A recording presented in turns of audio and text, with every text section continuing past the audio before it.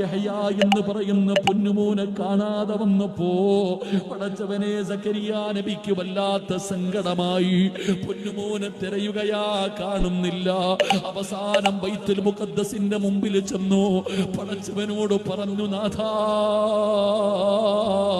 വയസ്സാങ്കാലത്ത് തന്നതാ റബ്ബേ, എനിക്കെന്റെ മകനെ വേണം തമ്പുരാന്, എനിക്കെന്റെ മകനെ വേണം തമ്പുരാന്. സക്കരിയാ നബി ദുആ ചെയ്തിട്ട് വീട്ടിലേക്ക് പോകുമ്പോ ഖബർസ്ഥാനിലൊരു കുഞ്ഞിന്റെ കരച്ചിൽ കേൾക്കുകയാ.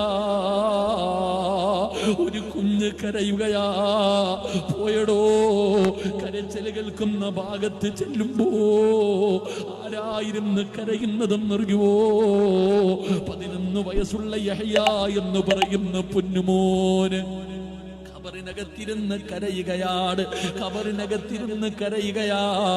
വാപ്പ ചോദിച്ചു, മോനെ, നിന്നെ കാണാതെ തെരഞ്ഞു നടക്കുകയാണ്, എന്തിനാ മോനെ ഈ ഖബറിനകത്തിറങ്ങിയിരുന്ന് കരയുന്നത്?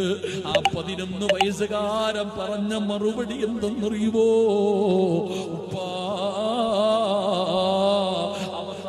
വന്ന് കിടക്കേണ്ടത് ഇതിനകത്തല്ലേ വാപ്പാ?